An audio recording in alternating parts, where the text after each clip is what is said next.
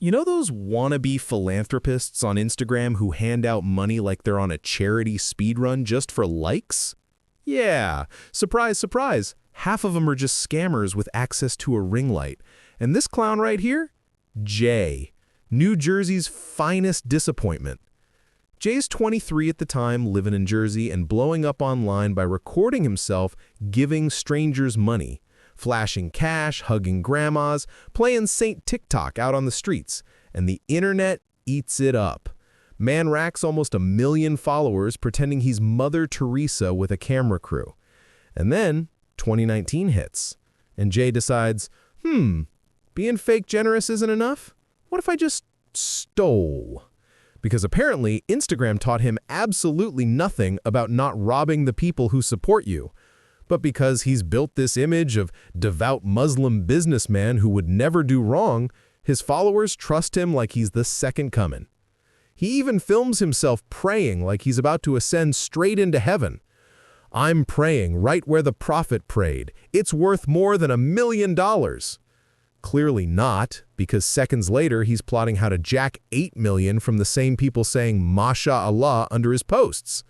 So Captain Spirituality starts a company called Halal Capital LLC, a name he picks solely so other Muslims think it's safe.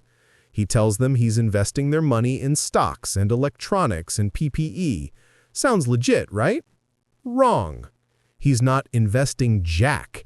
He's just taking their money, dropping it straight into his own personal account, and splurging like a toddler with access to PayPal. The giveaway videos? Yeah, stolen money. The cash he hands out in those viral clips is literally his followers' savings being sprinkled onto random strangers so he can look holy on Instagram. But hey, by 2020, he's famous enough to get 50 Cent in a video, even brought out Fabulous. The man is scamming his community while standing next to rappers like it's a collab with the devil. But eventually, investors want their money back. Jay, about that.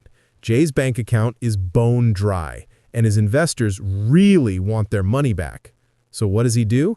He upgrades from scammer to full-blown Ponzi villain, using new investors to pay the old ones. That works, until it doesn't. Then he switches to an even dumber scam.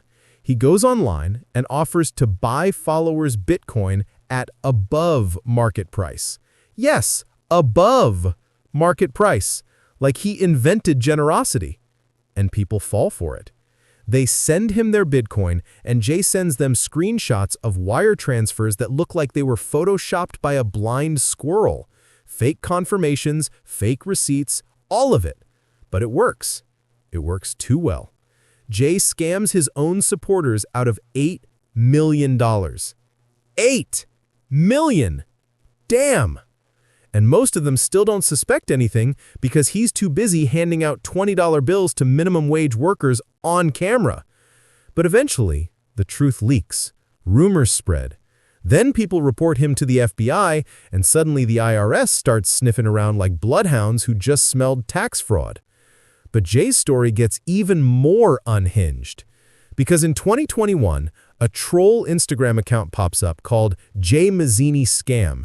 This account trashes him daily, exposing scams, posting receipts, roasting him into oblivion. Jay decides the person behind it is a former associate who we're just going to call Judd, a 29-year-old who did nothing except exist. So Jay messages him like, "Hey bro, want to meet up for coffee and talk?" And Judd, bless his dumb heart, says yes. They sit in Jay's car. 1 second everything's normal. Next second, bam! 2 masked goons hop in the back seat like it's a kidnapping Uber. Jay drives off like he's auditioning for Grand Theft Auto. They try to abduct this man over an Instagram account. At one point, the car slows down for a turn, and Judd yeets himself out of the car like a Marvel stunt double and runs for his life. Jay and the goons chase him. He finds an alley, dead end, finds stairs, dead end, runs to a balcony, trapped. So he jumps. 2 stories, hits the ground like a dropped IKEA shelf and sprains his ankle. The goons catch him, beat him, toss him back into the car, haul him into a basement, strip him naked, and threaten him with a machete while demanding he delete the Instagram page he does not even own. He tells them he doesn't have access. They beat him again. And when they get nothing, they finally release him. He goes straight to the police. 2 days later, Jay gets arrested, mugshot and all. While he's locked up for kidnapping, investigators hit him with all the other charges he's been ducking: fraud, Ponzi scheme, Bitcoin scam, the whole buffet. But wait, plot twist. Jay's wife, yes, the scammer is married, and I guess she's in on it too, offers Judd $200,000 to change his story and say Jay didn't kidnap him. And the craziest part?